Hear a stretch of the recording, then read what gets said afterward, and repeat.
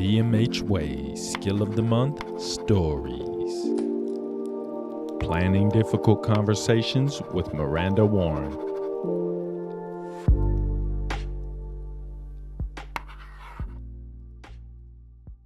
What's the biggest hard conversation that's impacted your life? And I would say that, willing to have this conversation at the table in a team meeting and say, we have to stop because this is not getting us to where we need to be. We are not thinking individual first. We are not thinking staff first here.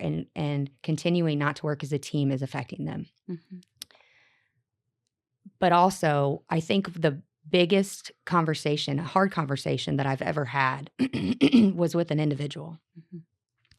And working in a crisis unit, you have to have hard conversations with individuals. Maybe they didn't earn an incentive that they didn't earn and they just can't. But the biggest and hardest conversation, I remember feeling that people get when they are preparing for hard conversations. Don't want to do this, But this individual was and he was aggressive, and his mom passed away.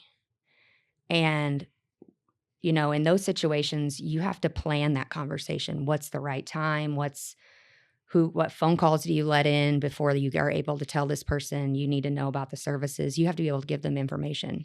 And telling somebody that somebody passed away is a difficult conversation. Like, no matter what, you have to have these conversations with family members, all those kinds of things. But in this conversation, going in and making sure the environment's right, making sure that preferred staff are there, all of those kinds of things are difficult conversations. And I think that it's the same thing. It's the same planning. It's the same type of thing that you do when you're having a hard conversation in other aspects too. So and to this day, I would still say this is the one conversation that impacted my career.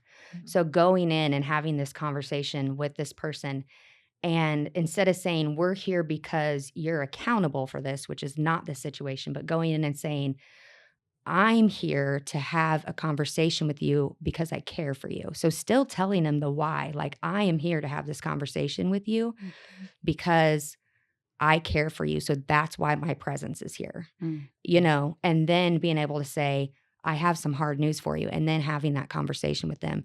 I feel like when you are there for a hard conversation in a different aspect, by being able to set these things up for people, you are creating a relationship and being able to support them through that, and then have the follow-up of, and what are we going to do now? Mm-hmm. Is the exact same steps that you do in both situations. Yes. When you sit down with an individual and you say, we got this news, this is what happened, what can we do for you?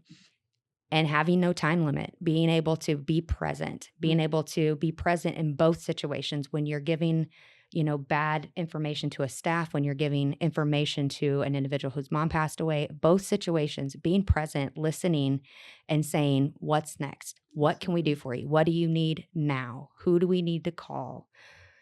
What can I do for you? How can I help support you? I can sit here and listen to stories. All of these things. We can follow up tomorrow morning. All of the things. Having a plan.